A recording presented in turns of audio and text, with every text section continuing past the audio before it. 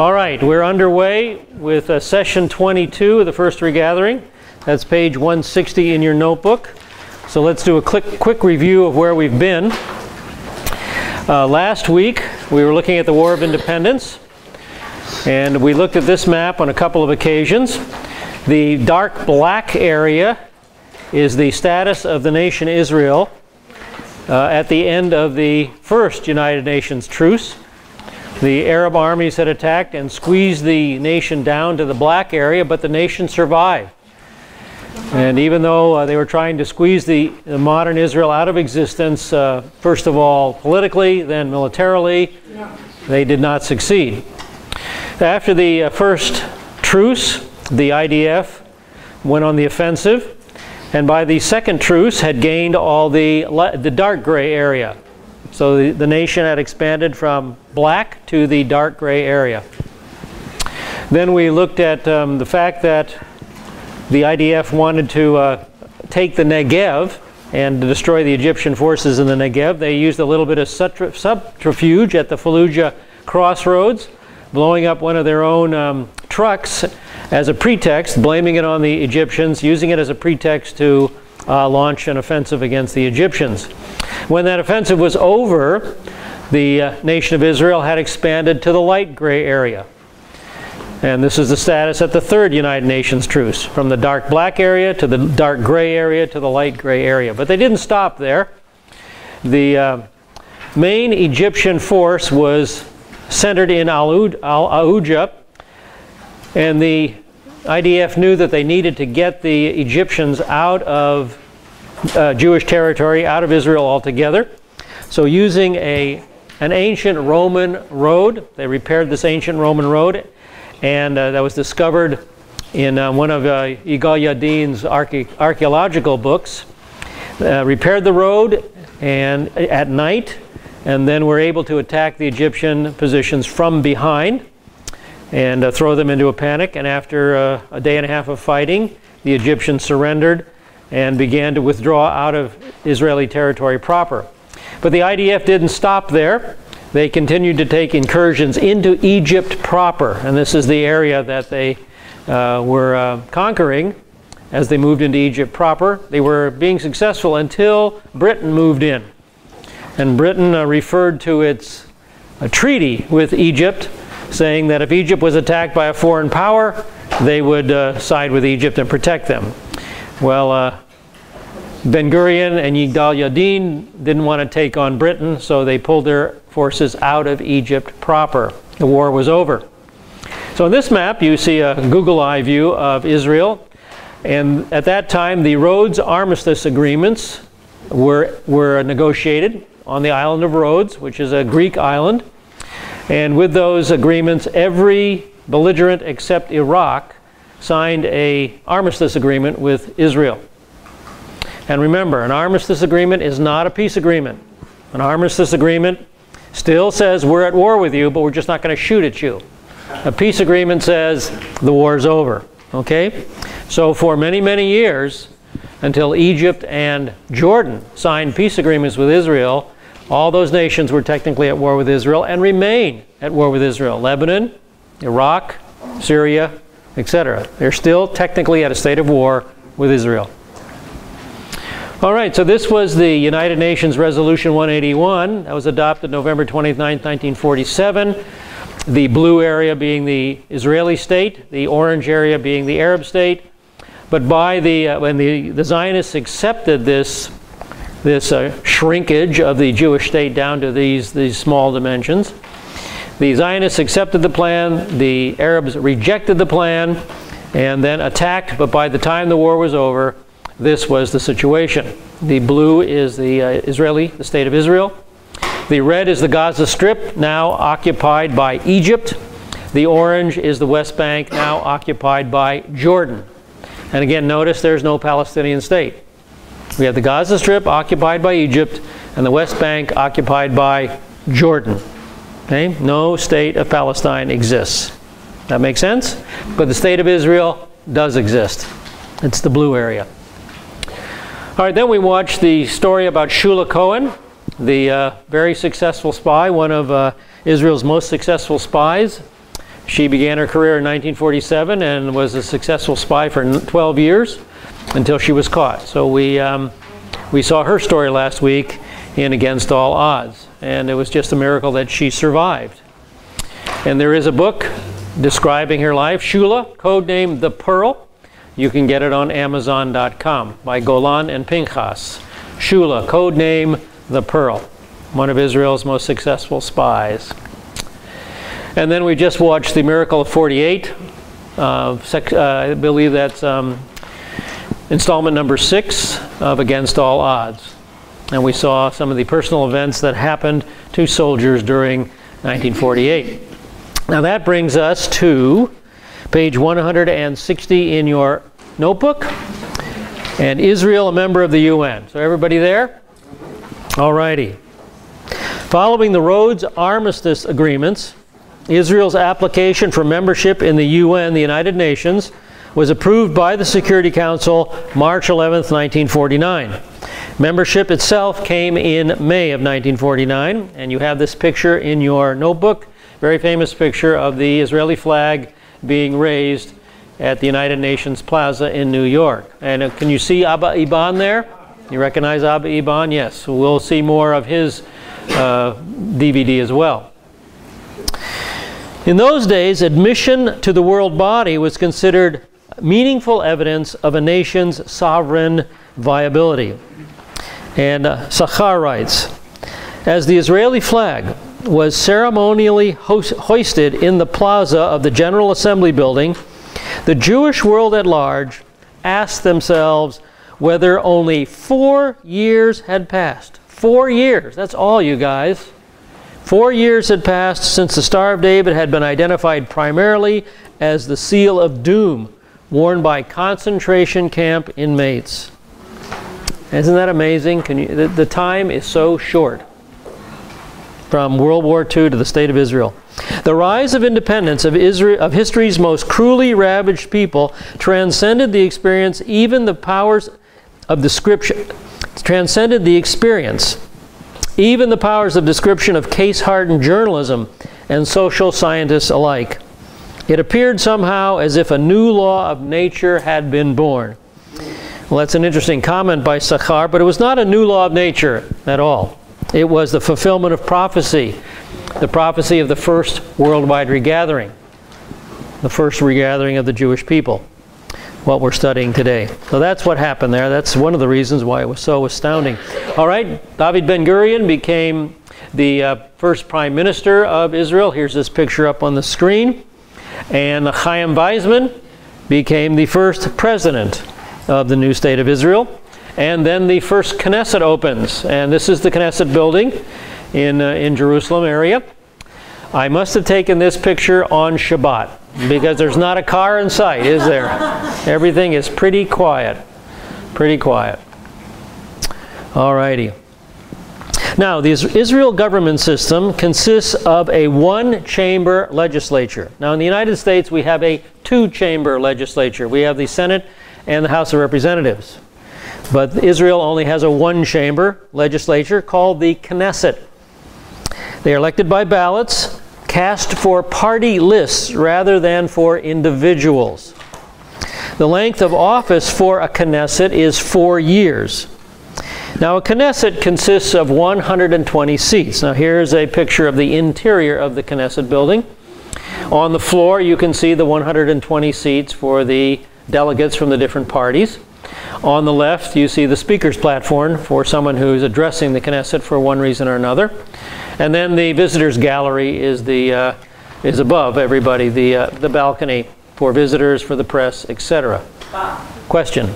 what does that word mean, Knesset? Assembly, basically. Okay. All righty.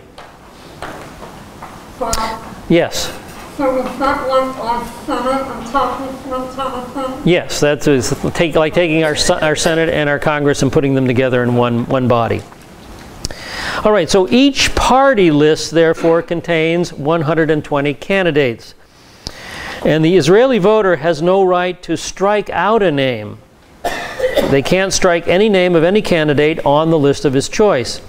So in effect, the Israeli voter votes for party ideology rather than for individuals.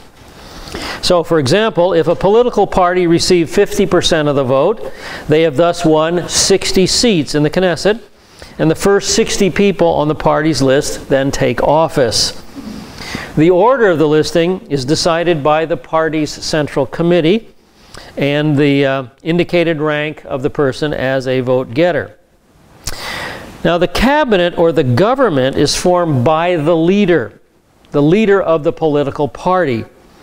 That's the political party holding the largest number of Knesset seats. So you don't have to have a majority. You can have maybe 40 seats, but it's just as long as everyone else has 39 or less, your leader becomes the prime minister and forms the government. And that's the point here. The leader of the party, then, that has the largest number of seats, is designated prime minister, and he selects various ministerial colleges. They put the government together. Now, many times, of course, this new prime minister has to cobble together different factions to get 61 seats or a majority in the Knesset. If he can get 61 seats to all vote for the government, then the government is formed. But if any of those parties bolt from their agreement, the government falls and there has to be new elections. Yes? Are they as opinionated as the rabbis? Jewish people are always opinionated. Okay. All right, now the next two sentences are dated. I didn't catch this when I put this notebook together. So the next two sentences you can scratch out. You can just run a line through them. Those sentences read, however, a fundamental change will occur in the system during the next election in 1996. So scratch that sentence out. And then scratch the final sentence. In that election, Israeli voters will begin to vote directly for the prime minister. Just run a line through that sentence. That procedure was adopted in 1996, but it was discontinued in 2001.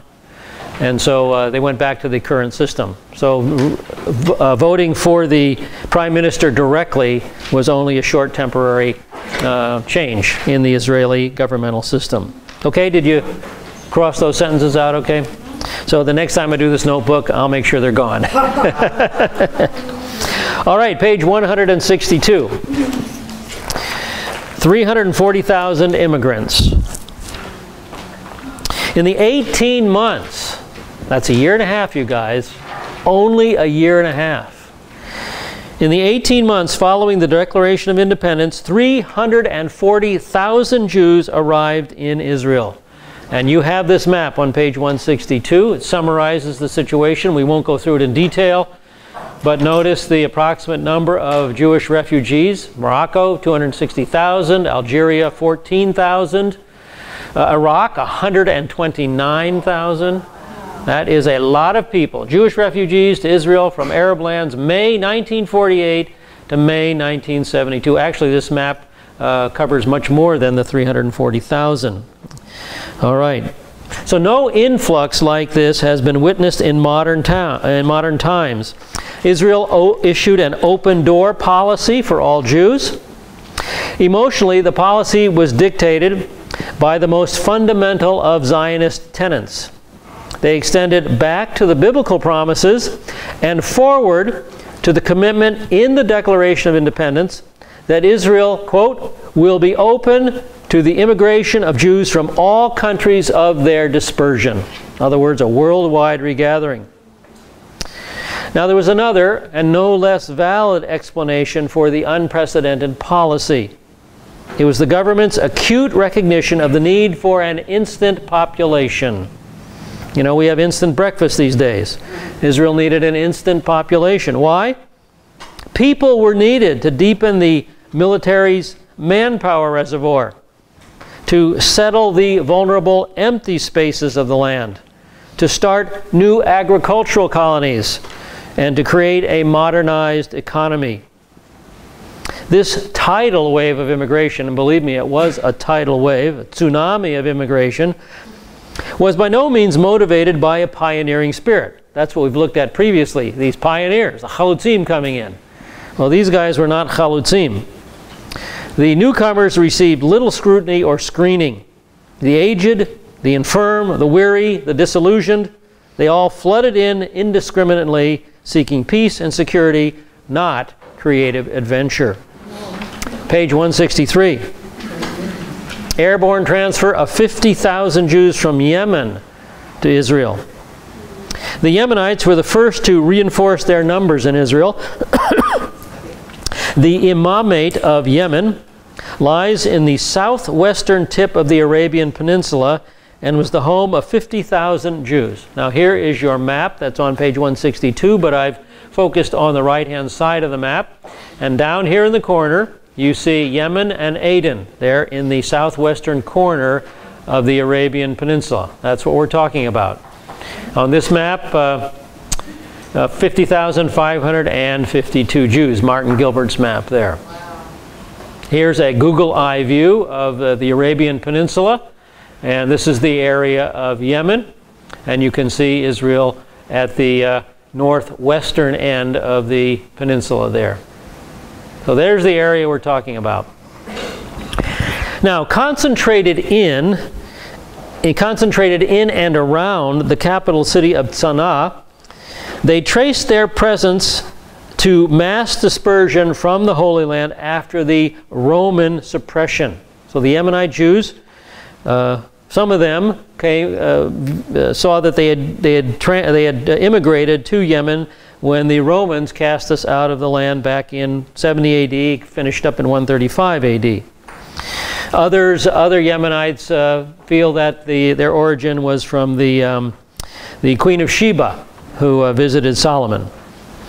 Their status as dhimmis, a barely tolerated minority, was the result of the Muslim conquest in the 7th century. So 700 years later, Yemen was conquered by the Muslims. Somehow they held fast to their Jewish traditions and continued to live in an unshakable expectation of the arrival of the Messiah, who would lead God's people back to the land of Israel. Now, with Israel's independence in 1948, life in Yemen suddenly became very, very dangerous. Chagrined by the defeat of Arab forces on the battlefields of Israel, and aroused by the opportunity to loot, bands of Muslims swarmed through the Jewish quarters of Sana'a and other towns, plundering and burning. So departure became a matter of survival. The Jewish Agency immediately got involved, and the largest numbers of Yemenite Jews made their way on foot southward to the coast. They were then loaded on American DC-4s and flown to Israel. At the peak of the airlift, known as Operation Magic Carpet, planes were flying around-the-clock schedules, 7 to 8 flights a day, transporting 200 persons per plane load. So here is the map again of the Arabian Peninsula, and you see Yemen, and so the flight path was from Yemen up to Israel, from the southwest to the northwest. This is the type of aircraft. This is a DC-4, quite a bit different from the aircraft we have now, quite a bit smaller. And inside those DC-4s, people were packed into a cattle car, basically. Look at that. I don't think any one of them has a seat belt. Would you please all fasten your seat belts and stay fastened while we're in turbulent air? People were just jammed on the plane and flown to Israel, as many as they could possibly get on the plane. So there's many, many Yemenite Jews coming into Israel. Wooden benches, it almost looks like pews in a church. You're right, yeah, it looks like pews, didn't they? I'm sure they must have just pulled out the regular seats, thrown in benches, and squeezed them all in as much as they could. Yep. Question? How far was that distance? That distance, I'm not sure exactly how far that is. The map looks like it's about 1,200 miles. Think about 1,200 miles? Okay, 1,200 miles. Thank you. All right, 1950, page 164. Western powers guarantee the existing borders of the Middle East.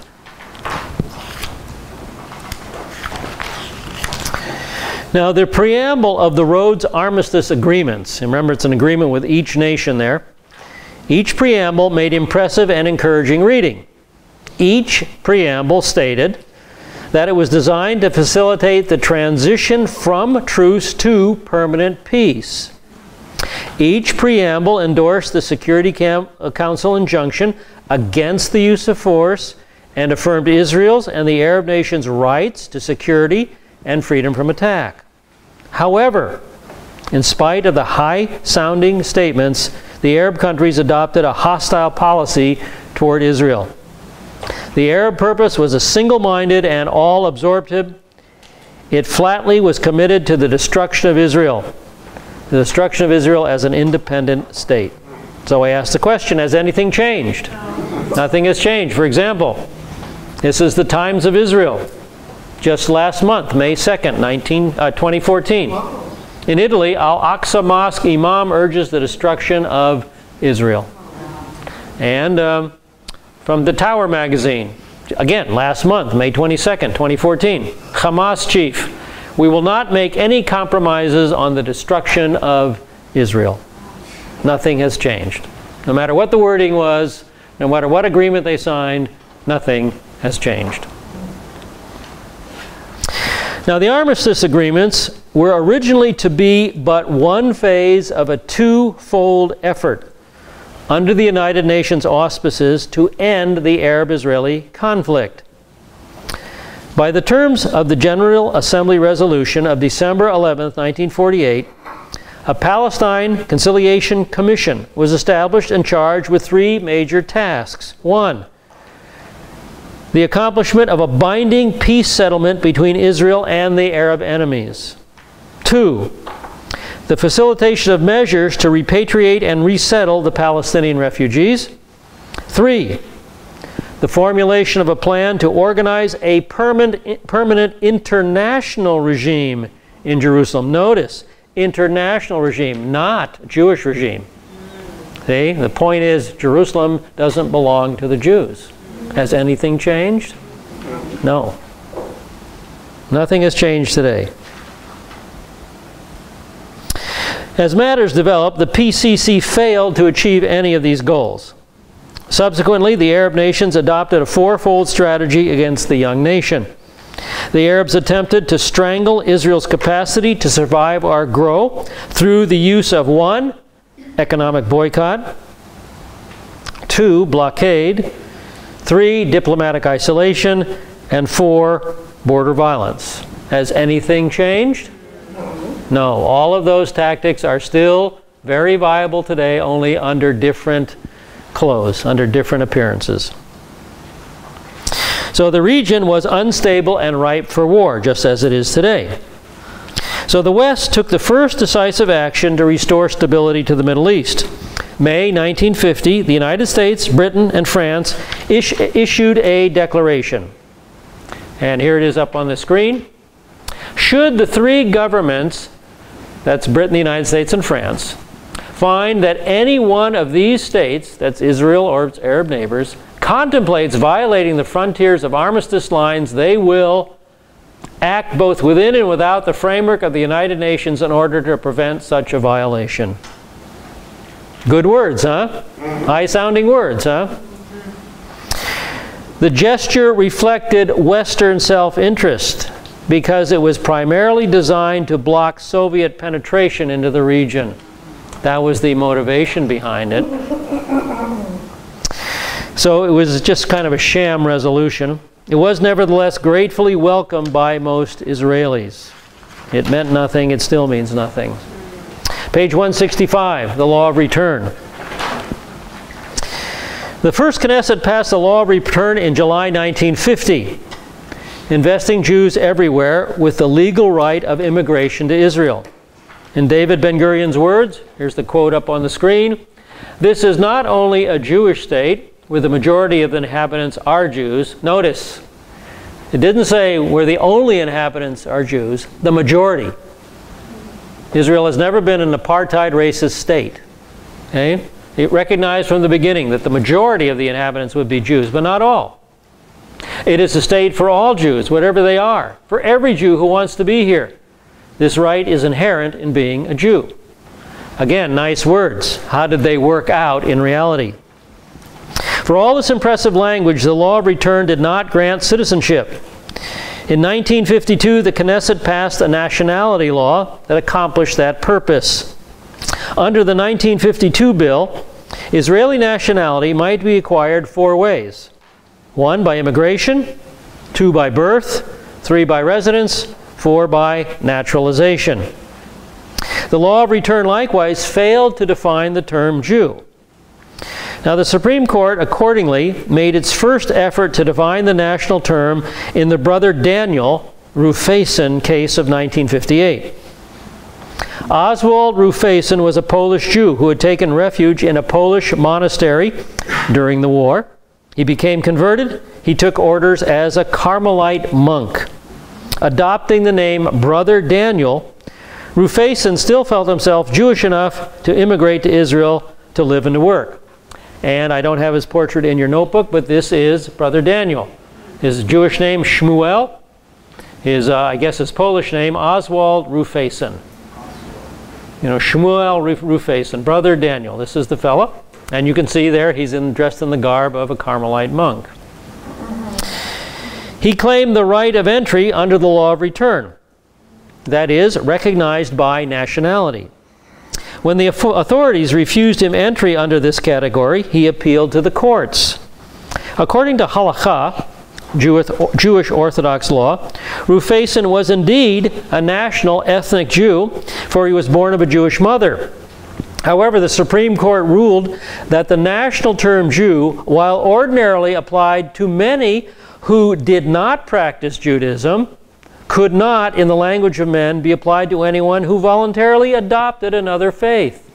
So you can reject Judaism, and it's okay. But if you accept Yeshua, it's not okay. Well, just to give you the rest of the story, eventually he was allowed to immigrate and became a citizen through naturalization. So he did become an Israeli. New regulations were added in 1960. Under pressure from the Orthodox religious parties, the definition who is a Jew was determined by halakha. That's a Jewish religious law.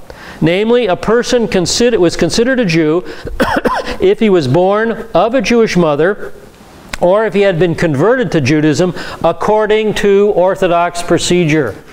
And that issue is still a big issue. Today in Israel, the conservative movement and the reform movement will convert people, and the Orthodox will not recognize it because it wasn't done the way they want it done. And so the Orthodox are still battling the conservative branch and the reform branch over this issue.